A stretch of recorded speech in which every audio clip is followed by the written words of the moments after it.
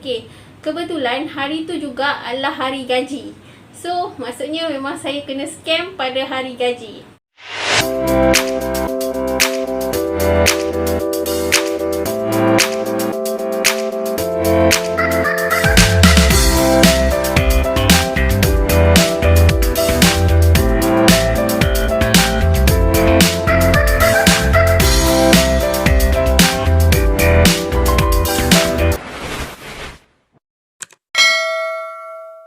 Okay, hai. Assalamualaikum.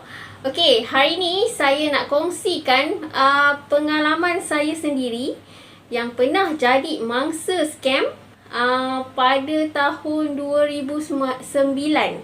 So, sebenarnya aktiviti scam ni sebenarnya dah lama. So, cuma kita alert dengan tak alert je. So, saya kongsikan pengalaman saya supaya anda semua dapat gambaran macam mana modus operandi scammer ni, salah satu modus operandi dia, dan juga apa yang saya buat masa saya jadi mangsa scam ni. Kejadian ni berlaku pada tahun 2009. Okay. Masa tu saya tak berapa ingat tarikh dia bila, tapi masa tu kebetulan jatuh pada hari gaji. Okay. So, tiba-tiba masa saya tengah buat kerja tu, saya dapat mesej yang menyatakan saya ada buat transfer duit sebanyak 2,000 lebih kepada satu akaun lah. Saya macam terkejut lah. Tiba-tiba je dapat mesej macam tu kan. Lepas tu saya terus bagi tahu dekat office mate. Saya dapat mesej. Then masa tu kira macam agak blur jugalah keadaan. Macam aku tak ada buat transfer macam tu. Rasa macam tak ada buat transfer. Macam mana boleh ada transaction ni kan.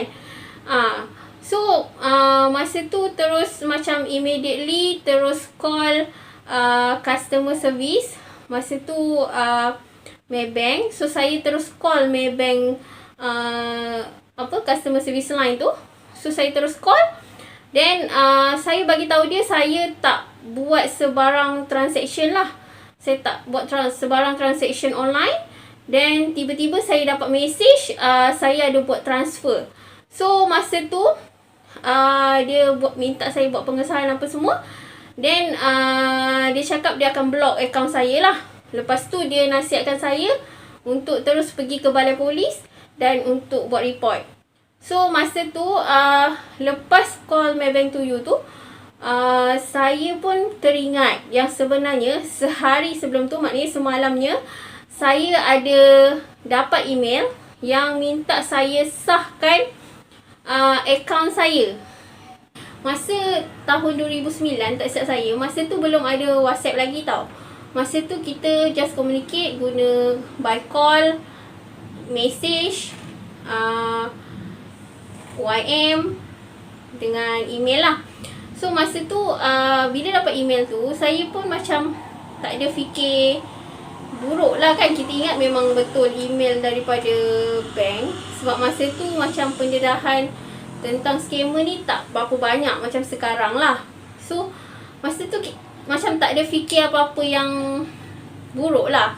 Just macam okay nak verify account. So verify. Saya klik link yang dia bagi tu. Dan saya ada key in saya punya username. Saya ada key in saya punya password. Dan saya ada dapat nombor tag. Saya masukkan nombor tag tu. Okay. So saya teringat. So mungkinlah saya buat verification tu ada kaitan dengan duit saya yang hilang ni. So masa tu memang dah tak tunggu lama. Lepas call customer service tu, saya terus pergi ke balai polis lah untuk buat report. Buat report polis. Bagi tahu dia apa kejadian yang berlaku semua. Okay. Lepas dah settle buat report dekat balai tu. So saya terus pergi ke cawangan bank tersebut. Cawangan yang berhampiran lah. Saya terus pergi. Saya bawa report polis tadi. Then saya terus jumpa officer. Okay. Okay, officer minta saya detail semua. Lepas tu saya dia pun checkkan akaun saya. Memang dia sahkan memang betul ada transaction yang berlaku ke pihak ketiga. Dan kemudian dia buat semakan juga atas nombor akaun. Sebab bila kita transfer kan, nombor akaun pihak ketiga tu ada kan. So dia buat semakan ke atas nombor akaun pihak ketiga tu. Dan dia tengok ada 2 lagi transaction lain yang berlaku sebelum transaction daripada akaun saya. So dia cakap, so ni mungkin memang betul-betul scammer lah yang buat kerja ni.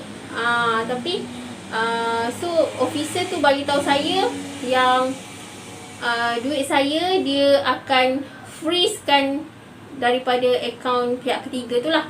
So sebenarnya saya macam sebenarnya agak bernasib baik jugalah officer tu bagi tahu, sebab saya cepat bertindak. Sebab duit daripada akaun ketiga tu belum ditransfer lagi ke akaun lain. So saya maknanya pihak bank masih sempat lagi nak freeze-kan duit saya dalam akaun bank scammer, akaun bank pihak ketiga tu lah. So tapi untuk orang lain tu pihak bank tak boleh buat apa-apa, sebab pihak bank tak ada orang yang datang ke bank dan buat report semua. So pihak bank tak boleh nak freeze lah duit tu. So tapi walaupun pihak bank bagi tahu saya dia freeze-kan duit saya daripada akaun tu, dia pun tak janji yang saya boleh dapat balik duit tu. Sebab dia cakap benda ni dia macam, sebab dia macam agak serius juga. So sebab satu lagi kesilapan tu daripada saya juga, sebab saya yang klik link tu. So dia kata pihak bank akan buat siasatan dulu. So untuk dia nak janji saya dapat duit balik tu, dia memang tak janji 100% lah. So masa tu macam-macam perasaan ada. Sedih ada, menyesal ada, redha pun ada. So macam sedih dalam redha lah macam tu. Kan terpaksa lah kan. So kita macam tak boleh nak buat apa-apa lah. Macam terpaksa terima lah. So dia kata nanti pihak bank akan update macam mana saya punya status duit tu. So memang tunggu je lah, tak boleh nak buat apa. Sebab okay, memang pihak bank dia dah freeze-kan duit tu, tapi dia perlu buat siasatan lanjut lah. Tunggu update daripada officer bank. Maksudnya lebih kurang 2-3 hari lepas tu saya contact bank. Saya tanya apa status saya punya duit tu. Dia cakap masih dalam siasatan. Saya tunggu hampir seminggu lebih. Dan alhamdulillah duit tu mungkin Allah takdirkan duit tu masih rezeki saya. Dan mungkinlah Allah gerakkan saya untuk bertindak cepat. Untuk saya call customer service, saya pergi balai dan saya pergi bank tu cepat. Dan pihak bank boleh freeze. Dan lepas seminggu lebih lah bank dah buat siasatan dan saya dapat balik duit saya. Okay, macam masa tu kira macam memang syukur sangat lah. Syukur sebab saya dapat balik duit saya. So sebenarnya saya sharekan benda ni. Saya sharekan benda ni supaya ramai yang macam alert lah. So kalau macam kalau lah ada sesiapa yang kena scam kan, so macam jangan terus duduk diam je lah. So macam kena cepat-cepat lah. Macam apa yang saya buat, saya terus call bank untuk stopkan saya punya online banking. Lepas saya pergi balai dan saya pergi branch bank yang berhampiran. So kena cepat-cepat buat tindakan lah. So kita dapat ke tak dapat duit kita tu perkara nombor 2. Tapi kita kena cepat-cepat buat tindakan supaya at least lah kita ada usaha untuk nak selamatkan duit kita lah kan. Kita usahalah untuk mana tahu duit tu masih rezeki kita dapat balik, daripada kita macam terus tak tahu nak buat apa kan. Okay.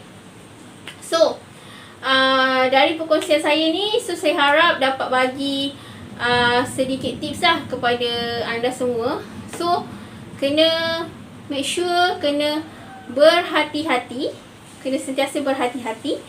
Okay, jangan klik mana-mana email verification yang anda dapat di message ke, di email ke, di WhatsApp ke.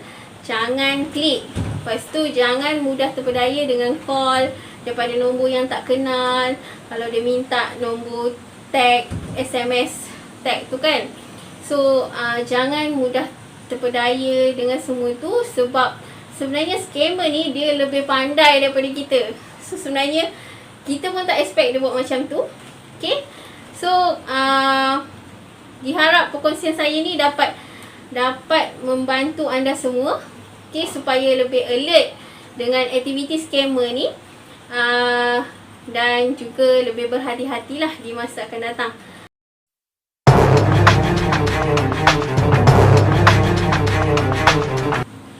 Okay, sekian saja perkongsian saya untuk topik kali ini.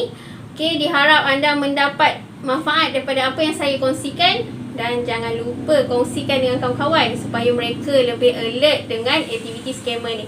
Okay, sebelum berakhir, jangan lupa tekan button subscribe dan bell notification untuk mendapatkan update terkini video terbaru daripada saya. Okay, bye!